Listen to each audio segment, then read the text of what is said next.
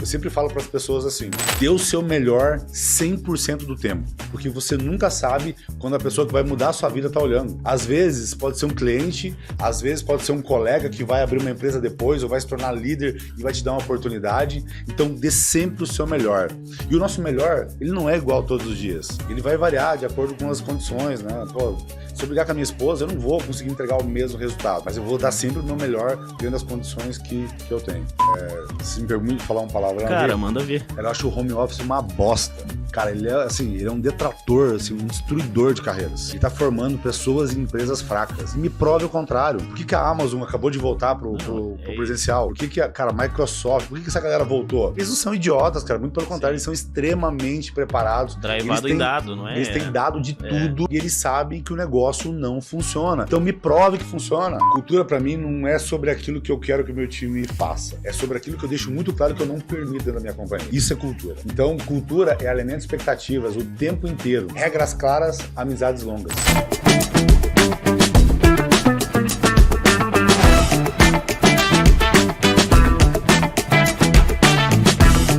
Fala galera, Maurício aqui, vocês me conhecem mais como Chuck. Estou para hostear aqui mais um episódio de É Esse o Ponto, podcast onde a gente fala sobre cultura, empreendedorismo, carreira, alta performance e desenvolvimento de pessoas. E para continuar esse episódio, eu tô com o Marco aqui do meu lado. Fala galera, beleza? Eu sou o Marco, fundador aqui da Mark.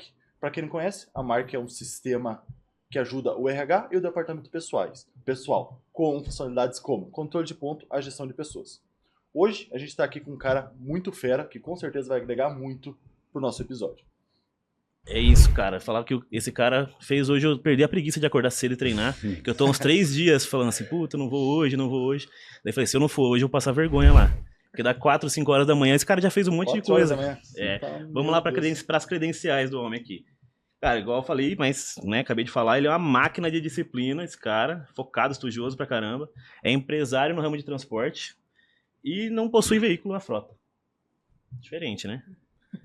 Cara, conteudista, engajado em rede social, muito comunicativo, né? Bem inspirador nos discursos. Eu conheci ele num evento que eu fui do G4, que ele palestrou lá.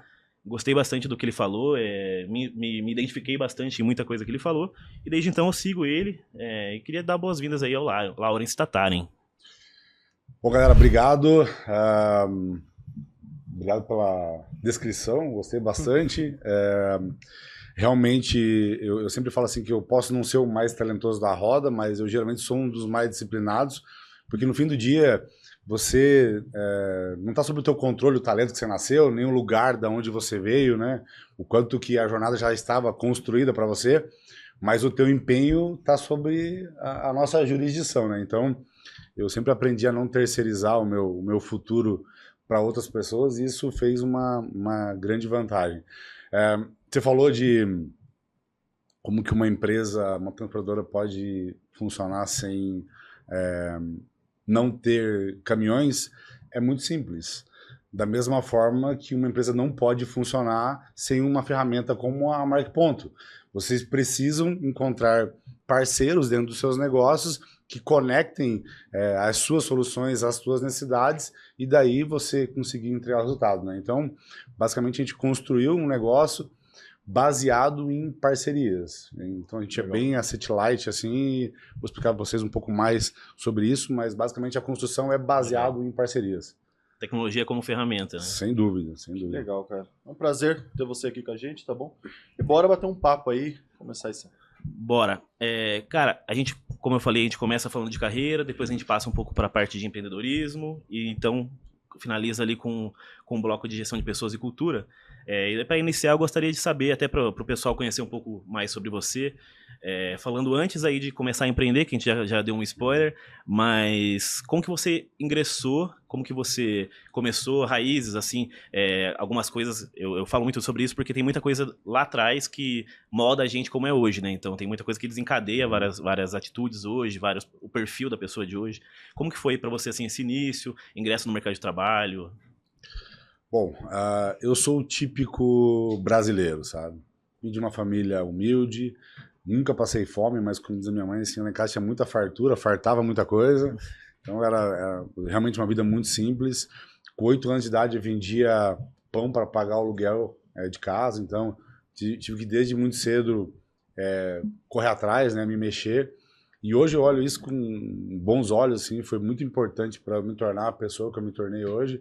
Então eu brinco assim que eu sou um sobrevivente. Passei por muitos desafios na minha infância, adolescência, começo da vida adulta, e isso tudo me forjou para ser o cara que eu sou hoje. Sempre gostei muito de esporte, sempre fui uma pessoa muito competitiva, sempre fui muito comunicativo. Adquiri depois de adulto um autoconhecimento muito grande. Entendi que é através do conhecimento, dos livros, de um bom networking que você vai conseguir acelerar e desbravar, né, possibilidades que outrora eu jamais imaginei que eu conseguiria fazer. Mas basicamente assim eu fiz de tudo um pouco. Eu fui auxiliar de serralheria, fui pintor, entreguei jornal, fui garçom, fui host de balada, trabalhei em indústria, fui vendedor durante várias fases da minha vida. Então, inclusive até hoje eu brinco assim que eu estou como CEO, mas eu sou vendedor. Se tudo é errado eu vender coco na praia, a gente não vai passar fome, sabe? Então eu fiz de tudo um pouco, alguns trabalhos muito difíceis que exigiu de mim um comprometimento, uma entrega e até uma complexidade que naquele momento eu não tinha e que fez eu aprender assim a jamais me conformar com o status quo. Então hoje, quando eu vou trazer alguém para trabalhar comigo, eu deixo muito claro assim que eu estou muito mais preocupado para onde ela quer ir do que de onde ela veio. Então, assim, eu sempre falo que eu estou muito longe de ser o CEO que a THX precisa para daqui 2 anos, mas eu sei que eu serei esse cara, porque eu estou me preparando para isso. Então, tudo que eu passei na minha carreira foi uma espécie de treino para eu ser o profissional que eu sou hoje. Legal. Com certeza, legal. E lá no começo, tenho certeza que você vivenciou muitas coisas boas e ruins. Essa transição de carreira que a gente vai fazendo desde o começo também. Vivenciei muito essa parte de, putz, eu era garçom, trabalhei em pizzaria, depois eu fui fazer estágio. Então, tipo, é um processo bem complicado, assim, sabe? E acho que nesse período, o que você lembra, o que você traz para você de mais boas experiências que você teve lá no começo? Eu assim, pega minha adolescência, dos 3 aos 17 eu tinha 3 empregos. Durante 3 anos eu trabalhei em 3 empregos. Eu trabalhava de segunda a sábado numa serralheria do meu pai, como auxiliar de serralheiro. Domingo de manhã eu entregava jornal e domingo na hora do almoço eu trabalhava num costelão, assim, como garçom. E para mim, eu sempre cito isso como exemplo. Para mim, o trabalho mais difícil que eu tive na minha vida foi entregar jornal. Porque eu sou de Guarapuava, então lá morro, né? Quando tá descendo, tá subindo. Nossa. É um lugar muito frio, venta muito. Então eu tinha que estar lá às 5h16 da manhã para pegar os jornais 0 hora que chegavam no ônibus da Penha. E se eu não tivesse lá, o jornal ia embora. Então com 14 anos eu tinha um compromisso muito grande de estar às 5 horas da manhã lá todos os domingos. 5 horas da manhã, né? Agora você imagine, tipo, você sair de casa e tá tudo branco de geada, cara. Obviamente que não tinha, né, uma roupa preparada, né, para aquele frio, uma luva, não tinha essas coisas não, era no pelo mesmo, na raça. Ou pior, eu acordava às 4h40, eu lembro que eu colocava 2 despertadorzinhos de pilha, porque se um falhasse tinha o outro, né. Eu sou um pouquinho velho, né, então na época tinha celular, nada ainda na época. Se despertar o relógio, assim, você escutar que tava chovendo lá fora, sabe? Se imaginar que daqui 2 quadras você ia estar em sopa e ia ficar 2, 3 horas, tipo, passando o frio molhado. E realmente essas coisas me forjaram muito, assim, sabe? E isso então, não é só motivação, né, cara? É disciplina desde o dia 1, então. Então, é o que eu falei de questão de sobrevivência, sabe? Então eu falo pro meu time hoje assim, ó, galera, não me entendam mal, assim, mas eu quero que vocês sofram. Eu quero que vocês percam o ônibus, que vocês cheguem com o pé molhado para trabalhar, que vocês esqueçam a marmita, durmam no ônibus e passem do ponto. Eu quero que vocês passem por tudo isso, cara, porque é isso que vai forjar vocês seres humanos mais resilientes, mais fortes, sabe? E não resilientes, assim, que virou até quase como brinca lá anterior, um clichêzão, né? Tipo uma carne de vaca, né, cara? Resiliência de verdade mesmo, assim, sabe? De não ficar se vitimizando, sabe? Não ficar potencializando as coisas, sabe? Então, de fato, ser pessoas mais resilientes. Então, eu peguei um exemplo, poderia citar outros tantos, mas eu aprendi a lidar com muita gente chata. Eu tive muito líder babaca que me ensinou como não ser.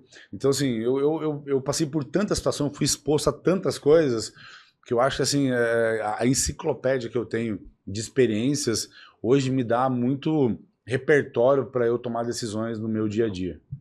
Legal, cara. Vai moldando, né? Vai moldando a gente do jeito que a gente Sem dúvida. é hoje, né? E você falou muitas skills aí em tudo que você falou ali. Resiliência, disciplina, são coisas que você teve. O que você acha que mais se destacou nesse período de início de carreira seu, assim? Eu sempre fui uma pessoa extremamente incomodada com o status quo. E eu sempre fui, inclusive hoje, talvez seja o momento que eu mais vivo isso. Eu tenho uma humildade intelectual muito grande, assim, então eu nunca tive vergonha de parecer burro. Então, e isso é uma frase que eu repito muito pro meu time, assim, não tenha vergonha de parecer burro. Não perca a oportunidade de aprender com quem detém o conhecimento.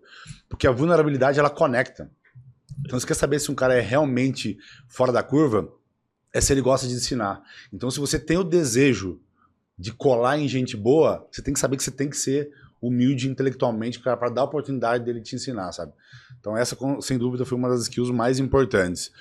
E o segundo, eu falei lá, né, no começo da conversa, eu nunca terceirizei o meu sucesso para ninguém, assim, sabe? Eu sempre assumi para mim a responsabilidade, sempre corri muito atrás, então sempre fui muito fuçador, assim, sabe? Eu era do tipo de liderado que eu dava muito trabalho pro meu líder, assim, sabe? Eu enchia muito o saco. Eu não era o cara que tava inconformado com o que eu tava vivendo ali, sabe? Eu sempre tentava ser o melhor. Tem uma passagem que eu acho muito boa. Eu demorei muitos anos para entender a importância daquilo. Eu trabalhava como frentista de um posto de gasolina assim que eu cheguei aqui na região metropolitana de Curitiba, eu morava em São José. Eu tinha 17 anos, eu nem poderia ser registrado na época ainda, né, para poder trabalhar. E nesse posto, eu era frentista e quando você vendia um óleo, você ganhava uma moedinha amarela que valia 10 centavos. Se vendia um aditivo, uma paleta, você ganhava uma outra moedinha azul que valia 25 centavos, que era uma comissão. Você ia juntando aquelas moedinhas durante o mês e pegava uma grana. Eu ganhava, me lembro até hoje, eu ganhava R$333 por mês, sabe? Era o salário da época. Mas deveria ser, tipo, hoje, assim, sei lá, uns R$1.500, né? E no final do mês, eu ganhava uma comissão lá que dava mais ou menos uns R$20. Em um determinado momento, o volume ali, o movimento parou, a Rádio Peão se reuniu em torno de uma bomba, eu fui ali, cheguei com a galera ali, e hoje, assim, eu vejo assim, um cara mais velho, que hoje eu enxergo que ele tinha um mindset fixo, chegou e falou pra mim assim... Mindset fixo é uma boa forma de falar. Ele falou assim, Piá, por que você não para um minuto, cara? Falta 2, 3 carros pra você abastecer, você tá lá de novo, sabe? E lava a vida, e coloca óleo, não sei o quê, pra ganhar, tipo, R$20 a mais por mês, não vai mudar nada na tua vida. Olha a importância, cara, o poder que é da resposta que eu dei pra ele, com 17 anos. Atrás tinha o caixa do posto, tinha um quadro, e nesse quadro tinha o ranking de quem estava vendendo mais. Eu falei assim, eu não faço pelos R$20, eu faço pro meu nome estar em primeiro lugar naquele quadro, ele tá lá faz uns 4 meses. Então esse é de fato, o tipo de atitude, cara, que vai de fato mudar a tua vida. E coincidência ou não, trabalhando como frentista de um posto de gasolina, um diretor superintendente, ou seja, um presidente de uma multinacional, me encontrou, me levou para a indústria e dessa oportunidade que a minha vida mudou. Então, assim, eu sendo o melhor frentista do mundo, foi que alguém conseguiu me enxergar. E se para pensar assim, o que um frentista pode fazer de tão especial, cara, para um diretor de uma multinacional encontrar? Cara, é o brilho nos olhos. É fazer as coisas com prazer, sabe? Com afinco mesmo, sabe? É isso o ponto, né, cara? Até porque naquele momento você não podia fazer 100% mais, você fazia 5%, 7%, né? O valor de que você recebia e tudo mais, e tava sempre lá se destacando, mostrando gana e tudo mais. Isso muda todo o jogo. O resultado financeiro é só consequência de uma infinidade de pequenas atitudes, sabe? Então, no fim do dia, os R$20, financeiramente, ele não representava muita coisa mesmo. Mas foi as atitudes que me levavam a ganhar esses R$20, e o meu nome está em primeiro lugar no quadro, que me abriram a oportunidade para eu estar em uma empresa muito melhor. E daí um outro gancho que eu quero pegar, eu sempre falo para as pessoas assim, dê o seu melhor 100% do tempo. Porque você nunca sabe quando a pessoa que vai mudar a sua vida está olhando. Às vezes pode ser um cliente, às vezes pode ser um colega que vai abrir uma empresa depois ou vai se tornar líder e vai te dar uma oportunidade. Então dê sempre o seu melhor. E o nosso melhor, ele não é igual todos os dias. Ele vai variar de acordo com as condições, né? Pô, se eu brigar com a minha esposa, eu não vou conseguir entregar o mesmo resultado. Mas eu vou dar sempre o meu melhor dentro das condições que eu tenho. Faz muito sentido.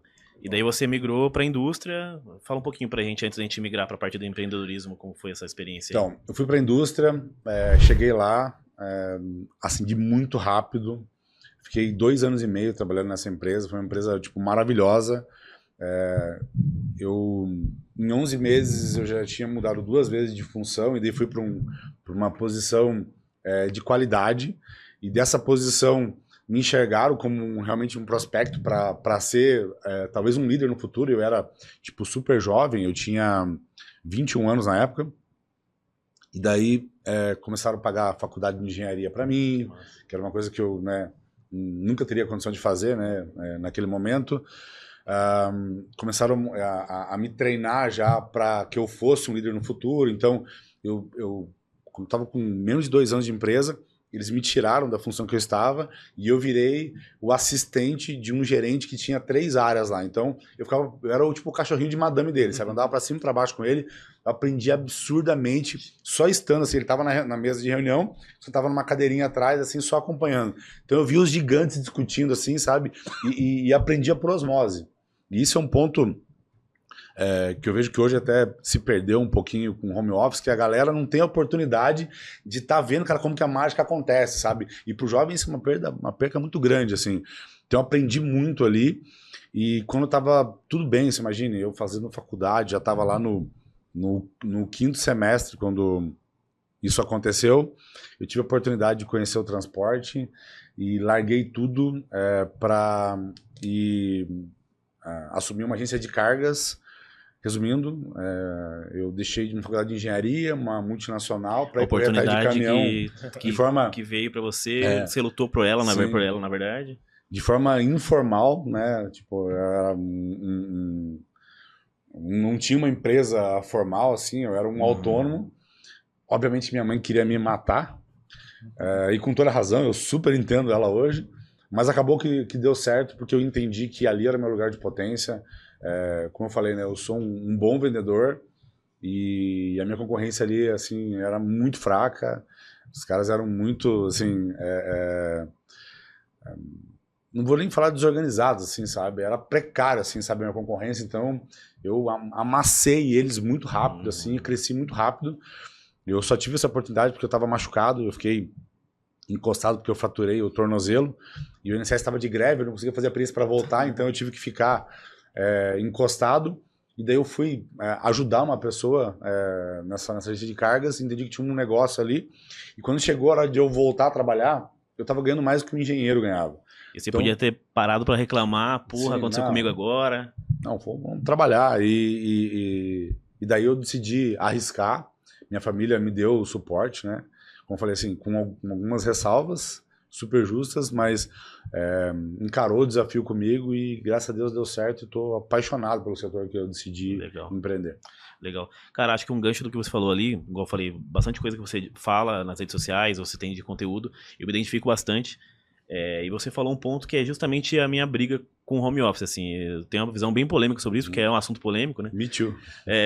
Mas, cara, pra mim, assim, para desenvolvimento de carreira no início, estagiário, cara júnior, é um câncer absurdo você não estar perto de pessoas que já estão trilhando essa jornada por 5, 10 anos, e quando eu fiz estágio na consultoria, eu não aprendia na hora do PPT, na hora de fazer PROC-V, de lapidar a planilha. Eu aprendia sentando com o gerente do lado, que acabou de sair de uma reunião com o diretor da Pernambucana, sei lá, e discutia aquilo ali perto de mim, e eu ia absorvendo que nem uma esponja, né? Então você aprende demais. Daí hoje, quando você não está próximo dessas pessoas, você não tem esses momentos. Então, acho que dificulta muito, né? Essa dinâmica de estar perto, para quem está em início de carreira, é essencial para evoluir tão rápido, né? Eu talvez tenha uma posição ainda mais polêmica que você sobre home office. Se me permite falar um palavrão, cara, manda ver. Eu acho o home office uma bosta. Cara, ele é um detrator, assim, um destruidor de carreiras. Eu também acho. Ele está formando pessoas em empresas fracas. E me prove o contrário. Por que a Amazon acabou de voltar pro presencial? Por que a Microsoft, por que essa galera voltou? Eles não são idiotas, cara. Muito pelo contrário, eles são extremamente preparados. Drivado em dado, não é? Eles têm dado de tudo e eles sabem que o negócio não funciona. Então me prove que funciona. Me prove. Não funciona. Home office é coisa de gente preguiçosa. É coisa de gente que quer se esconder do trabalho. É coisa de gente que não quer fazer a parte que é mais importante numa companhia, que é se socializar com outras pessoas. Resolver problema no tete a tete. E daí cria um monte de ser humano que não sabe conversar. Né? Isso empodera uma empresa. Isso cria cultura. É isso. Então, como eu falei, cara, home office é coisa de gente preguiçosa e que quer se esconder do trabalho. Pra mim é isso. Concordo, não consigo nem falar alguma palavra diferente, porque é exatamente isso. Falou tudo. Cara, maravilha. A gente estressou um pouco de carreira, a gente falou um pouco até do seu ingresso no mercado de trabalho, e daí o último aí que você já talvez conheceu, dada a situação, conheceu o ramo que você atua até hoje, né?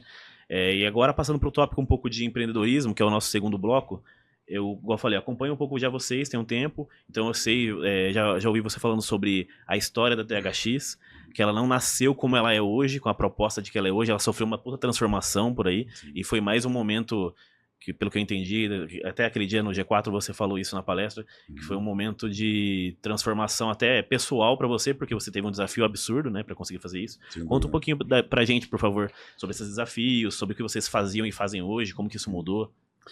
Vamos lá. THX nasce em 2010. Por que THX? Só pra perguntar, por que THX? Tatu helicóptero Xuxa. Não tem significado nenhum.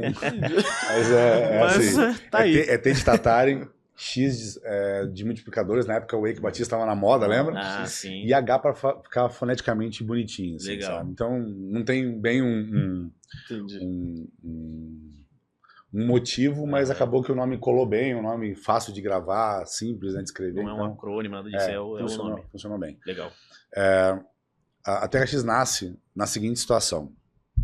Eu tinha um filho de 4 anos, um neném recém-nascido, a minha ex-mulher estava grávida do terceiro e nós dois ficamos desempregados no mesmo dia.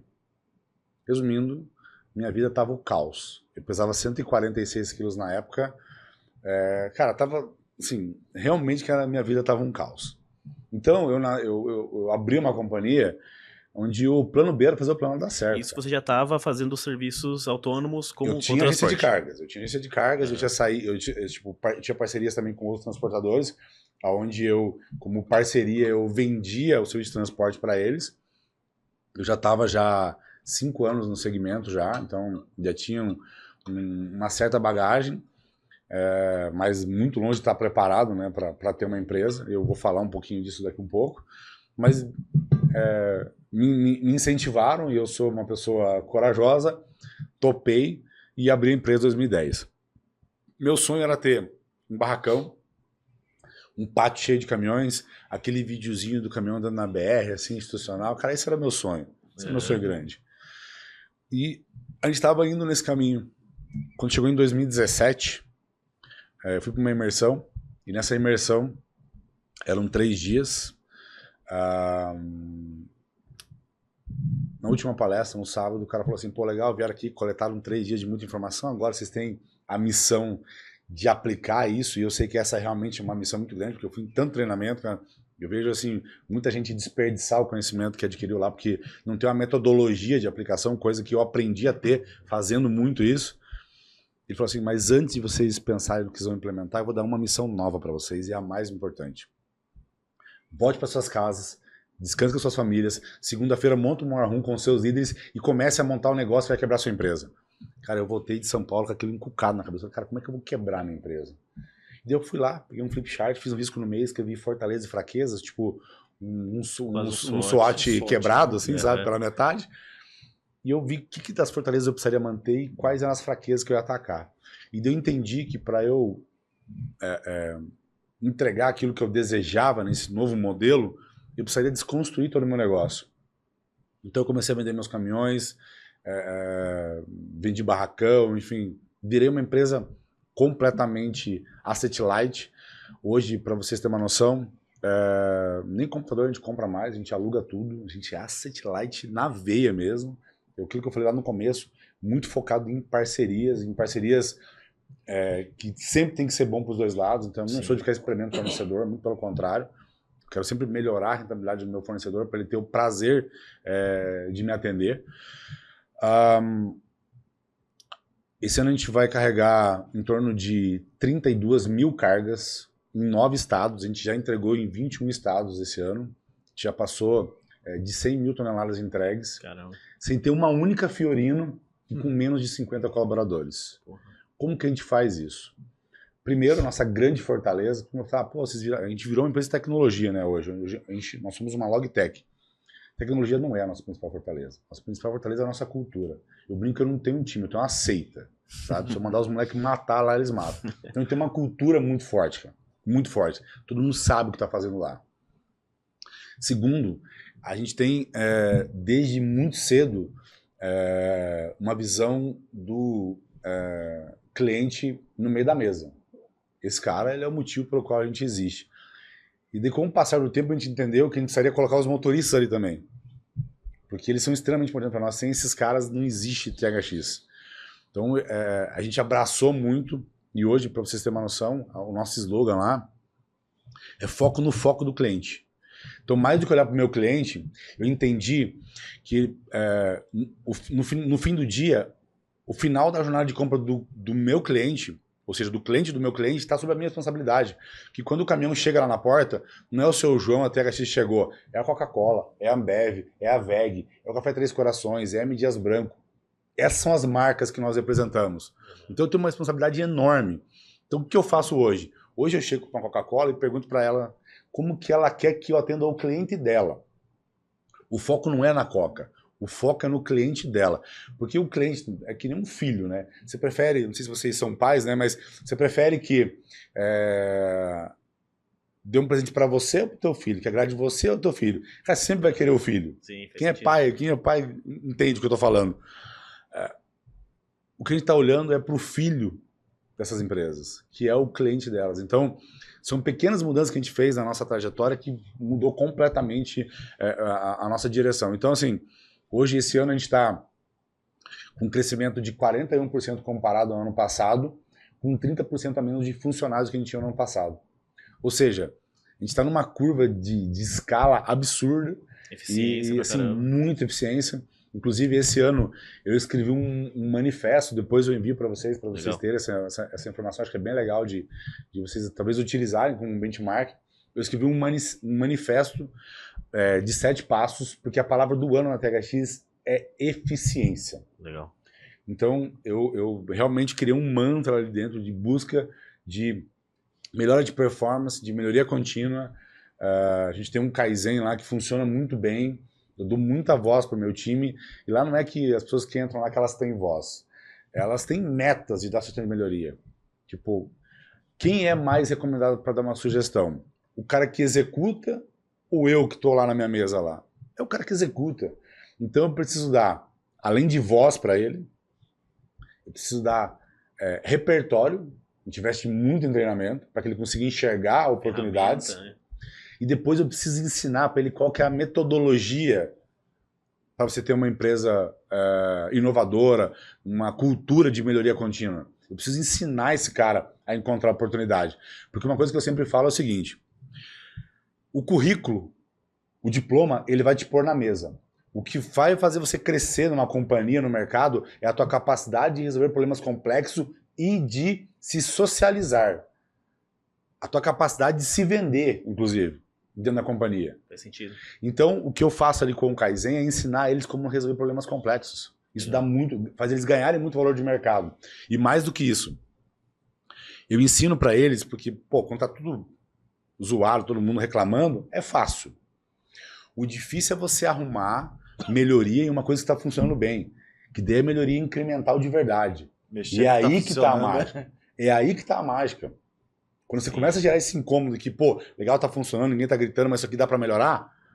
Cara, quando você consegue virar a chave na cabeça do teu time nisso daí e multiplicar a capacidade, sabe, você para de apagar incêndio e começa a andar de fato para frente. Né? Acabou, cara. Acabou. É game change total, assim, sabe? Quanto tempo tem a THX? 14 anos. 14 anos. Mas nesse novo modelo, sem frota, sem nada? 6 para 7. 6 para 7 anos. Legal. Você não tem fábrica, não tem indústria, não tem balcão, é só... Eu não tenho nada. Eu tenho um escritório de 300 metros quadrados hoje que a gente faz mágica lá dentro, sabe? Eu estou com 44 colaboradores, a gente está com mais umas 5 vagas em aberto, então a gente vai bater 50. mas para bater aí 50% de crescimento esse ano, extremamente sustentável, sabe? Legal. É um crescimento, assim, de verdade, assim, a gente está criando bases muito sólidas para a gente ter uma empresa muito perene, sabe? Pautado em eficiência. Faz muito sentido, até porque é a proposta do trabalho que vocês fornecem, né? O serviço que vocês fornecem é ser enxuto.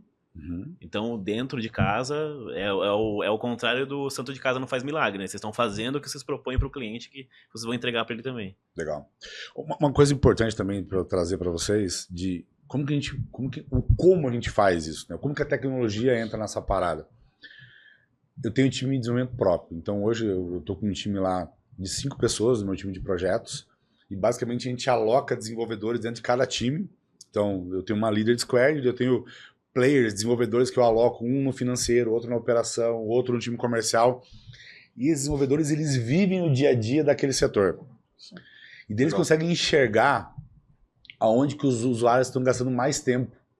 E deles vão lá e criam automações low code ou no code. Nada de, sabe, ficar reinventando a roda, criando coisas robustas. Zero, cara. Muito pelo contrário. Roda MVP rápido, deu certo, dá uma estruturadinha melhor, assim, né, para aguentar um fluxo maior de informação e pau na máquina, vamos pro próximo. Legal. Então o nível nosso de entrega, de velocidade de ferramentas é absurdo. Vou pegar, tipo, 2 exemplos bem rápidos. Conciliação bancária, a gente tem um volume de pagamentos muito grande. A gente demorava 4 horas por dia para fazer essa conciliação bancária. Hoje a gente gasta segundos para fazer. Então eu vou conciliar lá 600 linhas por dia. Se deu divergência em 10, 15 é muito. Ou seja, o meu analista ele trata 10, 15 linhas, ao invés de ter que ficar liquidando e conciliando linha a linha.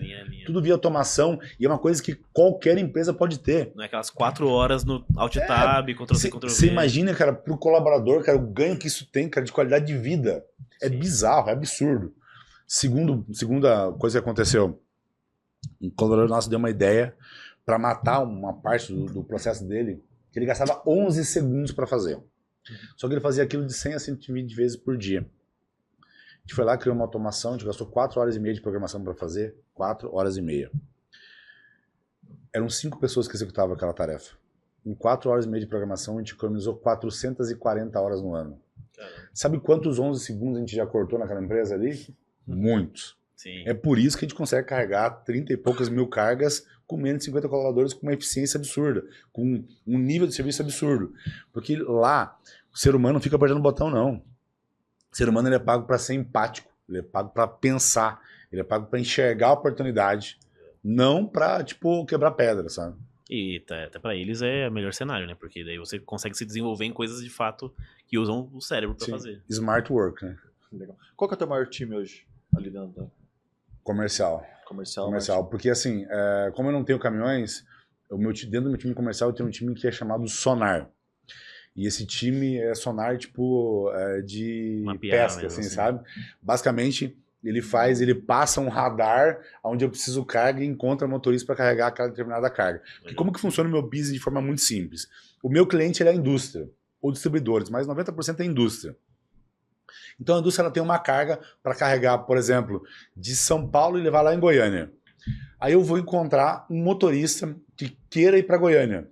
Então, no fim do dia, o meu grande insumo é dados. Eu tenho informação de onde que tem carga, informação de quem que precisa de uma carga de retorno para a região. Você conecta os pontos. Exatamente, mas eu não sou um marketplace, eu executo realmente o trabalho. Só que ligando essas duas pontas. A necessidade de transporte com a necessidade de arrumar uma mercadoria para poder transportar. Tem um trabalho bem arduoso ali, porque você vai ter que achar as empresas que queiram fazer a entrega, aí tem que achar um motorista. Até porque eu acho que o mercado nem está pronto para o marketplace disso, né? Você está educando o mercado, de certa forma, também a funcionar dessa forma. Então, tem alguns marketplaces já que estão rodando, o mais conhecido é o Fretebras, mas a proposta é completamente diferente. O que ele quer de fato é falar assim, ó, alguém chegar e falar assim, ó, pô, eu tenho uma carga aqui para você, e o motorista falar, ah, pô, legal, eu quero essa carga, e eles conversarem.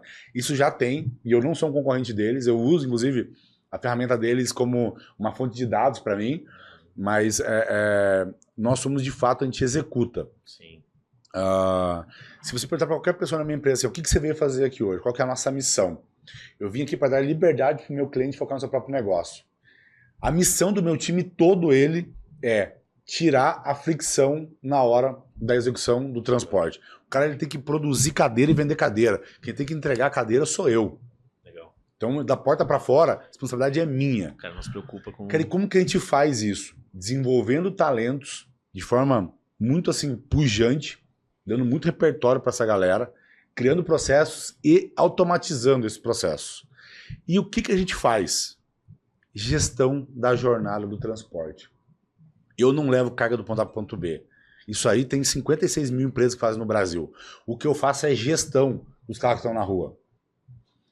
Em momento algum, um carro que está carregado com uma carga sobre a outorga da THX, ele fica desassistido.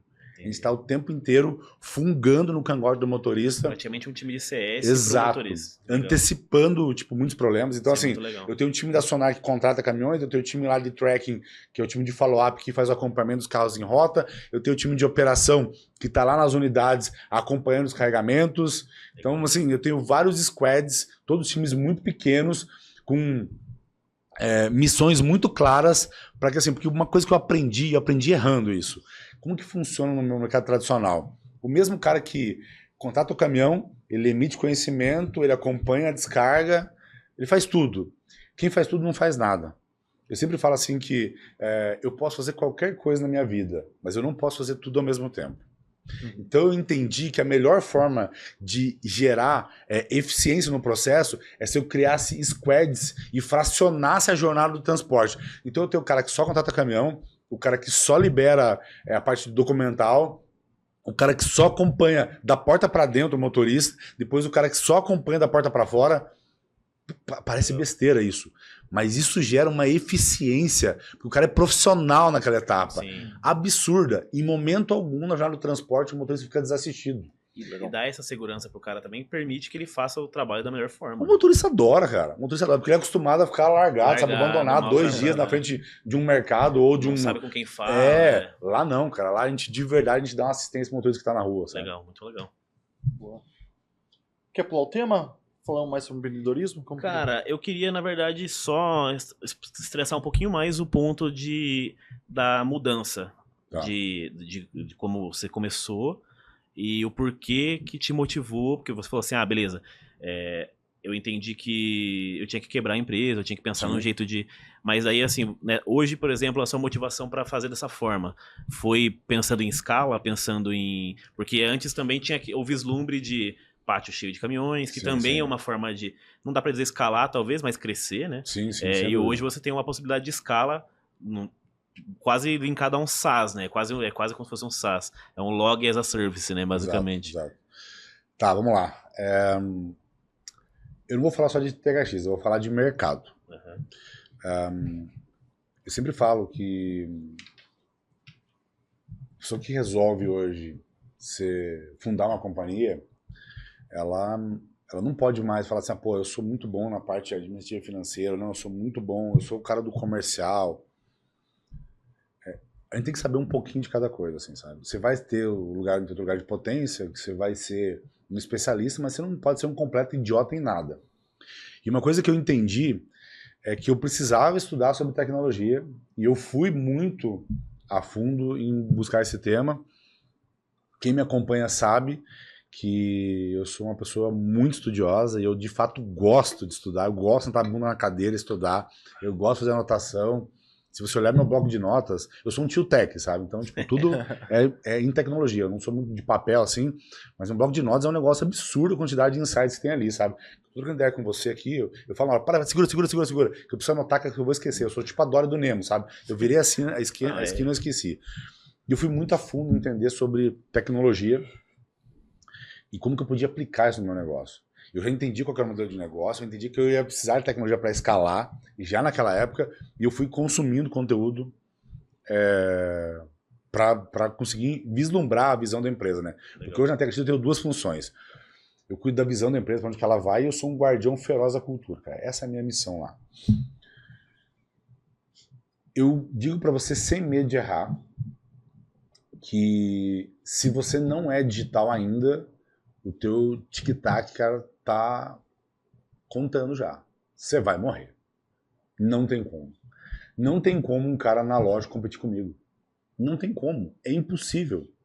Faz E sentido. detalhe, eu não tô na vanguarda não, cara. Tem cara muito mais avançado do que eu. Só que eu olho pra massa e dá dó. Empresas com 50 anos que vão morrer porque não conseguem ter uma conversa sobre tecnologia, cara, com uma indústria. E a indústria não quer mais esses caras. A gente tá jogando War. A gente tá conquistando territórios de forma muito, assim, era paulatina e agora tá muito agressiva. Os últimos 4 grandes contratos que eu fechei, todos eles foram pautados em um único tema. Tecnologia. Porque eu conseguia trocar ideia com os caras de igual para igual sobre o assunto. E eles querem integrar lá o SAP deles com a minha solução. Eles querem ver, sabe, a coisa acontecendo em tempo real. Então, assim, comércio pequeno. Você que tem uma empresa aí com 50 colaboradores, se você já não tem um dev, cara, você já tá, assim, você tá fazendo merda. Você tem que ter esse cara. Sim, faz Você tem que sentido. traz um cara assim, um dev pleno, contrata um headhunter, porque você não vai saber contratar esse cara vai te enrolar. Então contrata um cara que seja especialista para contratar, para achar essa pessoa e traz um dev pleno. Um dev pleno. Esse cara vai fazer chover na tua empresa já. E depois você pode trazer mais um júnior para fazer coisas mais, sabe? Você vai montando aos poucos, cara, vai aprendendo, vai errando. Legal. Usar E não espere que esse cara vai te entregar resultado amanhã, muito pelo contrário, ele vai ter que entender o teu modelo de negócio, sabe? E daí é importante você achar um dev, que nem os meus devs são presenciais. Não tem nem híbrido, é presencial. Eles têm que viver o dia a dia da empresa. Ouvindo reunião. Traz esse cara e faz esse cara conhecer as regras de negócio, entender como a tua empresa funciona. Esse cara vai acelerar o teu negócio. Então, assim, quando eu fiz a transição, daí voltando agora a falar de THX, quando eu fiz a transição, assim, eu tinha 32 colaboradores não, 38, desculpa. Eu tinha 38, dos 38 sobraram 2. Não é porque eles eram ruins, não. Eles eram bons, mas para aquele modelo de negócio. O modelo de negócio que eu tenho hoje, eu preciso de uma galera diferente. Eu brinco que lá você tem licença para ser estranho, sabe? Licença poética para ser estranho. Eu quero uma galera diferente mesmo, sabe? Sim. Mindset de crescimento, uma galera que queira se desenvolver, sabe? Que de fato tenha um inconformismo, né, com o status quo, que esteja buscando formas mais criativas e até inexploradas, né, de executar aquilo que é commodity, que é trivial, como é o meu produto, o meu serviço. Então, eu entendi que a primeira coisa que eu precisava construir para que esse modelo de negócio funcionasse era uma cultura diferente. Então, eu comecei a construção da nova THX pela cultura. Legal. Eu descobri que tipo de pessoa eu queria que tivesse no meu negócio, que uma cultura ela começa por isso, ela começa por quem você contrata. E daí depois eu fui olhando para processo, para produto, mas primeiro eu mudei comportamento. Legal. Primeiramente começando por mim. Exemplo não é a melhor forma de ensinar, é a única. Então você precisa viver intensamente a tua cultura para que o teu time comece a te modelar. Eu falo que hoje, não é que eu não posso errar uma frase, não. Eu não posso errar a vírgula da frase. Porque todo mundo Tá te olhando, presta atenção no que eu falo. Faz muito sentido. Todo mundo me modela. Então eu tenho que ser de fato o guardião da cultura. Para estar na minha cadeira, mais do que ter inteligência e capacidade, tem que ter estômago. Estômago para tomar decisões difíceis. Para tomar decisões impopulares em prol do coletivo. E eu faço isso com muita tranquilidade. Ontem eu estava numa sessão de terapia e meu psicólogo perguntou assim, você tem dificuldade de dizer não? Eu falei, cara, nem um pouco. A minha vida, ela é pautada em tomada de decisão, cara. Eu fico o dia inteiro tomando decisão. E eu sou um cara, assim, muito cartesiano. Sim é sim, não é não. Mudo muito fácil de opinião. Disse não para você. Mas depois o Maurício veio e me trouxe uma nova informação, dados diferentes que me mostram que eu estava errado. Cara, eu mudo. Humildade intelectual. Cara, zero vaidade. Legal. E às vezes eu tomo uma decisão que eu não estou tão convicto, mas eu preciso tomar a decisão, porque não tomar uma decisão é tomar uma decisão. Sim. Então eu tomo uma decisão, mas eu penso melhor, volto horas depois e falo assim, galera, eu acho que a decisão que eu tomei, cara, pensando bem, faz do jeito que você falou mesmo, Marco, eu acho que vai funcionar melhor, testa se der errado, sabe? Cara, eu não tenho esse tipo de problema. Legal.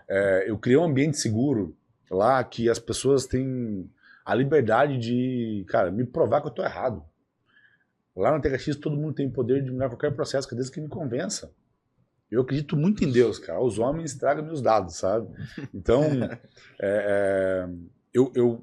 no fim do dia, cara, eu construí uma empresa que ela não tem à toa como nosso primeiro valor pessoas antes de tudo. Eu comecei muito pelas pessoas, eu entendi que o principal ativo que eu tenho é aquele que vai embora e volta pelo elevador todos os dias. É nisso que eu gasto a maior parte do meu tempo, de fato, liderar. E depois eu tinha que parar de tentar adivinhar e eu precisava perguntar para o meu cliente o que ele queria. Fiz muita pesquisa de mercado.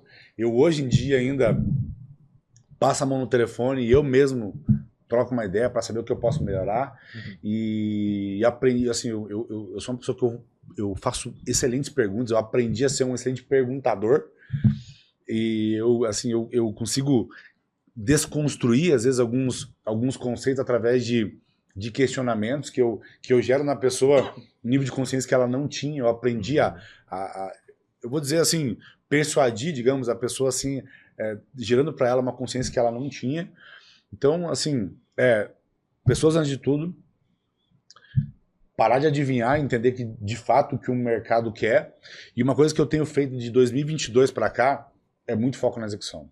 Legal. Então, assim, uma boa estratégia, uma estratégia mediana, com uma execução excelente, cara, vai te dar resultado.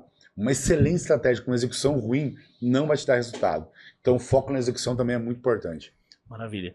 Cara, acho que agora a gente pode, até a gente falou um pouco disso, daí a gente pode passar para o tópico de cultura, para o bloco de cultura. Já estamos Gestão meio de pessoas, já tá falando bastante disso, porque cultura, como você diz, o start de tudo foi por cultura, né?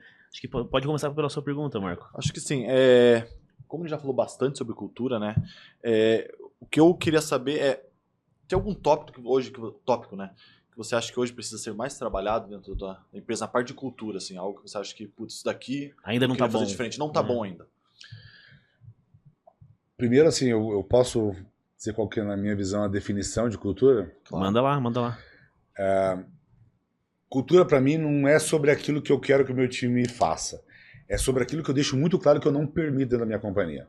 Isso é cultura. Boa. Então, cultura é alimento de expectativas o tempo inteiro. Regras claras, amizades longas. Tem que estar muito claro qual é a linha que você não pode atravessar. Que tipo de comportamento vai fazer você crescer na companhia, que tipo de comportamento vai te promover para o mercado. Então, para começo de conversa, isso é cultura. Eu acredito, assim, boa parte das palestras que eu dou é sobre cultura. O tema da minha palestra, o título da minha palestra é Cultura Gera ROI. Então, a galera acha que cultura é abraçar a árvore. Cara, não é isso. Cultura dá dinheiro para a companhia. Cultura gera ROI pro liderado, pro time. E cultura, basicamente, quais são os comportamentos que vão nos levar até alta performance. Então, cultura é um negócio extremamente poderoso. Então, qual que era a tua pergunta mesmo? Eu quero responder exatamente ela. O que você acha que hoje... Que falta? Intencionalidade. É intencionalidade em qual é a cultura que eu quero para minha companhia. E depois, cara, não arredar o pé daquilo. Aquilo que você combinou como, cara, é isso que eu desejo em termos de cultura para minha companhia, é isso que tem que ser. Porque se você, que é o fundador de uma empresa, se você não decide qual cultura que a tua companhia vai ter, o teu time vai decidir. Porque a cultura ela vai existir, você querendo ou não. O que você tem que decidir é se você vai decidir qual é o caminho que ela vai tomar ou se você vai deixar tipo um barco à deriva. A minha empresa já teve esse barco à deriva. Sim. Hoje não. Hoje eu tô lá segurando o timão, cara. Eu dito para onde que a nossa cultura vai. Legal. Cara, eu acho que é justamente esse o ponto. Acho que, assim, você disse duas coisas que fazem muito sentido para mim também, sobre trabalhar, se você está no mercado tradicional, trabalhar bastante tecnologia, começar a trabalhar o digital, porque isso aí pode te matar em algum momento.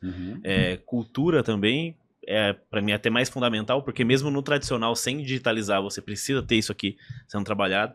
Eu acho que é legal mandar uma mensagem para o pessoal que assiste a gente acaba falando muito com o pequeno empreendedor, com o cara que está começando um negócio, o cara que às vezes está começando a trabalhar esses tópicos, porque a gente sabe que no começo, fazer engenharia reversa hoje é muito mais fácil, mas no começo a cultura acaba sendo uma consequência, né? Você não necessariamente premedita isso. Então, acho que ouvir um conselho de quem faz isso já e qual que é a diferença que isso faz no negócio seria muito legal. Construir cultura com 10 pessoas é muito fácil, gente. O difícil é depois que você tem 100 pessoas já. Aí é um outro rolê. Então, se eu pudesse dar um conselho de ouro para quem está começando agora, é invista nisso agora. Tem muito conteúdo na internet, cara. Tem, sabe, tem um monte de curso, tem um monte de coisa que você pode... Vários insights, cara, que você pode trazer, né, pro teu negócio. Eu falo para você assim, sem medo de errar. As coisas mais legais que deram mais resultados pro meu negócio, eu copiei de setores que não tinham nada a ver com logística. Eu fui lá, captei aquelas boas práticas de forma criativa, apliquei para dentro do meu negócio. Então não interessa se você tem uma panificadora, uma barbearia ou uma oficina mecânica. Se você tem uma indústria, no fim do dia, cara, você olha assim as boas práticas, elas meio que se repetem. Entendi, Você tem que ali a entender, cara, pro teu diferença, mercado, pro teu público. Por exemplo, eu tenho um público assim que é uma galera de escritório, que é uma galera mais jovem, muita gente da geração Z, alguns millennials. Então, assim, eu entendi qual que é o meu público, sabe? Quem são meus stakeholders.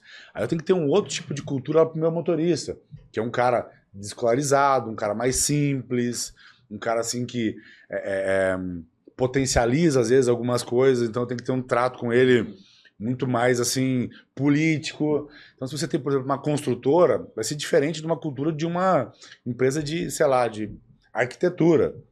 Você vai lidar lá com o cara da obra, é diferente. Então você tem que adaptar a tua cultura, mas você tem que decidir que tipo de cultura você vai ter e quanto menor se tiver, melhor. Legal. Muito legal. Cara, eu acho que antes da gente passar para o finalzinho aqui, que a gente tem algumas perguntas meio bate-bola, o que hoje você não permite na THX? Tem um Reels meus estouradaço que eu falo sobre fofoca. Fofoca, cara, não tem conversa, eu mando embora. Lá na THX não é que você tem o direito, cara, de reclamar, não. Você tem obrigação de reclamar. Mas pode reclamar pro teu líder direto, pro RH ou pra mim. Conversa de cafezinho é rua. Não tem conversa. Eu mando embora mesmo. E é bem alinhado isso com todo mundo. 100%. Eu já tive uma empresa tóxica. Eu jamais vou permitir que, de novo, a gente destrua o ambiente que a gente construiu. Eu faço perder tudo. Nunca, nunca. Então, assim, essa é, com certeza, uma coisa que vem de mim muito importante. Segundo, mindset de crescimento. Eu estou muito longe de ser o senhor que a THX precisa para daqui 2 anos, mas eu estou buscando ser esse cara. Então, se você não quer viver isso comigo, cara, teu lugar não é a THX. Então, uma pessoa que deseja se desenvolver também é importante. Então, se você não quiser, cara, não tem problema. Só dê espaço para outra pessoa que queira. Então, é simples assim. E eu acho que eu diria que talvez o terceiro, e daí eu vou falar que não é uma coisa que eu nem preciso falar, o próprio sistema expurga. Cara, o cara tem que ser muito trabalhador, porque a gente é muito hard work lá. A gente trabalha muito, a gente trabalha muitas horas, a gente é muito intenso. Então, se for uma pessoa assim, que tiver uma vibe de 8 às 18, funcionário público, Cai caneta. funcionário do Santander, assim, cara, não vai rolar, sabe? Entendi. Lá um dos nossos valores é que somos todos empreendedores. Então lá todo mundo tem que, de fato, trabalhar como se aquela função dele fosse uma mini empresa, uma microempresa, e dentro daquilo ali, cara, ele tem que dar o melhor dele. Legal. Boa. Tem mais alguma pergunta? Não, algum acho que dá ponto pra que gente você quer pular abordar? pra- Cara, então eu vou pro Marília Gabriela do finalzinho aqui. Bora. Tu pegar minha cola. Vamos lá. Quem trabalha com você, Laurence, tem que estar preparado para o quê? Inconformismo com o status quo e trabalho duro. Então, assim, quer ir pro next level, vem comigo. Se quer se acomodar, não vai rolar. O santo não vai bater. Boa. O que você acha que falta hoje, não só no seu mercado, mas no geral nas empresas? Liderança. Boa liderança. Hoje em dia, as empresas exigem muito dos seus liderados, mas não fazem um feedback, não tem uma trilha de carreira, não tem direcionamento, não tem KPI para dizer se o cara está indo bem, está indo mal. Então, liderança com certeza é o que falta nas empresas. Faz muito sentido. E nas pessoas, o que mais falta nas pessoas? Senso de autorresponsabilidade. Eles acham que a empresa, que o chefe é responsável pelas suas carreiras e isso não é verdade. Você é responsável por onde você vai chegar. Boa. Cara, se você pudesse te dar um conselho lá com 15, 20 anos, naquele momento que eu estava começando, ingressando, talvez a época que eu estava indo para a indústria, ali no seu início, o que você falaria para você mesmo? Leia mais, estude, se cerque de pessoas boas, Eu sei que é uma frase batida, mas aquele negócio de você é a média das 5 pessoas que você mais vive, cara, aquilo é muito verdade. Sim. Eu sou uma pessoa que realmente eu sou um influenciador, mas eu sou extremamente influenciável. Todos nós somos. Todos nós somos. Você nunca vai conseguir vencer o ambiente. Então você é sim o reflexo do ambiente que você se permite estar. Então, se eu pudesse dar um conselho para todos vocês que são jovens ou que desejam mudar de vida, estude muito, muito, muito, muito. E saibam que isso não vai acabar. Eu sou o CEO de uma empresa de sucesso, eu acordo todos os dias às 4h40 da manhã, a primeira coisa que eu faço é estudar. Vai no meu Instagram lá e veja se todo dia eu não posto que eu tô lendo. Todos os dias. Todos os dias que eu tô indo na academia. Eu acordei e já tem 2 horas de treino de leitura, o cara tá... Agora eu mudei um pouquinho a dinâmica do meu dia, mas como que funcionava antes? Eu acordava, né, um pouquinho antes das 5, estudava até 6h30, 6h30 eu ia pra academia todos os dias. Eu estudava durante 1h30, aí ia pra academia, treinava, fazia o meu cardio, gastava mais 1h30 lá mais ou menos, chegava em casa 8h10, 8h15, tomava o meu café da manhã, tomava um banho para até que chegava às quase 9 horas para trabalhar. Eu chegava, meu time tava chegando, assim. Cara, eles estavam tudo, sabe, meio zumbi, assim. Uhum. Cara, não tem como competir com um cara que fez tudo que eu já fiz, cara. Eu chego numa outra frequência, assim, sabe? E eu falo que tudo que eu entrego hoje na companhia é graças a essa preparação que eu faço todos os dias. Essa consistência disciplinada que eu faço todos os dias, sabe? Então, não perca tempo, sabe? De fato, tome as rédeas do teu futuro, estude bastante, cara, se prepare, fortaleça muito o teu CPF, sabe? Para que você consiga, de fato, ser um profissional de ponta. Legal. Cara, agora eu queria que você falasse pra mim, pra gente aqui, pro pessoal que tá assistindo, 3 adjetivos que você, se você pudesse dar mais ao mundo, e não necessariamente tem que ser uma coisa boa, coisa ruim, pode ser um adjetivo, sei lá, ganância, sabe? Uhum. Mas para as pessoas serem mais, 3 coisas que você gostaria que as pessoas fossem mais, seja profissional, seja pessoal. Tá. Empatia, com certeza, é uma delas, e empatia de verdade. Porque empatia não é você se colocar no lugar do outro sendo você. É você se colocar no lugar do outro sendo o outro, sabe? É entender dentro daquele cenário, cara, o que de fato aquela pessoa está sentindo. O segundo é a ambição. Eu acho que a ambição ela é muito importante. Se você realmente não for uma pessoa ambiciosa, você consegue também ser feliz, mas tem que só baixar bem as suas expectativas, sabe? Só que eu não acredito que a gente consiga construir algo relevante no mundo sem ter um pouquinho de ambição. E ambição, eu não estou falando só de grana aqui, não. A ambição é, às vezes, de ser uma pessoa melhor, de ser um pai melhor, de ser um marido melhor. De ser o cara que tá lá no quadro como o melhor frentista. Sim, isso. E isso é ambição, sabe? De saber que você fez o teu melhor, assim, sabe? E o terceiro, e daí, eu acho que talvez seja uma das coisas assim, que eu mais reparo nos outros, assim, é a autorresponsabilidade, sabe? Eu julgo mesmo. Quando o cara é mimizento, quando o cara, tipo, dá desculpa pra tudo, porque eu sempre falo assim que se você é bom em desculpa, você não é bom em mais nada. Então, eu de fato acho que as pessoas precisam ter um senso um pouco maior de responsabilidade sobre o poder de influência que ela tem na vida das pessoas. Elas estão influenciando muito mal quem está ao redor dela, com o caminho, o destino para onde elas estão indo.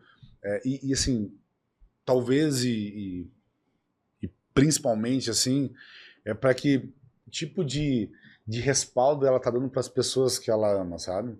Porque o maior presente que eu dei para minha mãe é deixar de ser um problema para ela. Então, hoje, mais do que eu ser uma solução para minha família, eu sou o cara que eu não dou problema, cara. Uhum. Porque eu resolvo as minhas coisas, sabe? Eu sou aquela pessoa assim que eu tenho um compromisso muito grande, cara, em de fato não ser um peso pro mundo, sabe? E isso é autorresponsabilidade. Legal demais. Boa. Cara, maravilha, assim, puta papo da hora. Dava pra gente ficar falando umas 2, 3 horas aqui. Tranquilo. Queria agradecer você, eu sei que a sua agenda é toda regrada, você cumpre bem seus horários, tem um monte de coisa, um monte de compromisso. Então, agradecer você por ter vindo. Pedir pra você falar um pouco pro pessoal como que a gente te acha, como que a gente consome conteúdo do Lawrence, onde que você tá nas redes aí, sobre o que você fala. Bom, eu tô em todas as redes sociais, @LawrenceTatari. Acho que depois vocês podem deixar nos comentários lá. Mas onde eu sou mais ativo, eu sou no Instagram, mas eu também estou no TikTok, eu estou no LinkedIn, enfim, estou em todas as redes.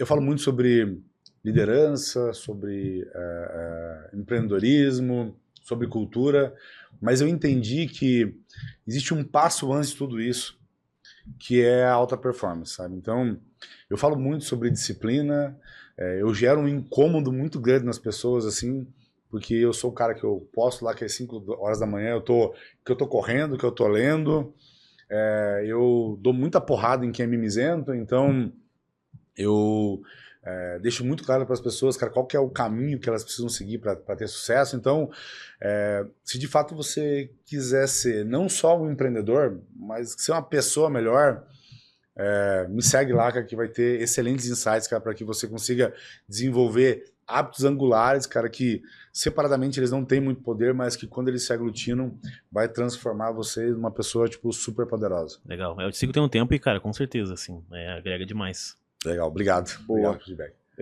Também quero agradecer, cara, foi um conteúdo muito legal. Notei algumas coisas aqui, já tive algumas ideias, falei, pô, chegar na empresa já quero colocar algumas coisas em prática aqui. Foi muito bom mesmo, tá? Obrigado por ter vindo, obrigado pelo seu tempo. Acho que é isso. É isso. Então, queria agradecer você que está assistindo até agora. Não vai assistir mais porque acabou, né? Se inscreve no canal da gente aí, da gente, não pode falar gente, né? Falando pra gente não falar gente. Se inscreve no nosso canal, clica em gostei, comenta o que você não gostou, talvez que é crítica que faz a gente crescer. Dá like no vídeo, se você não gostou também pode dar. E compartilha, diz o que você achou. E é isso, gente. Obrigado mais uma vez por mais um episódio e a gente se vê no próximo.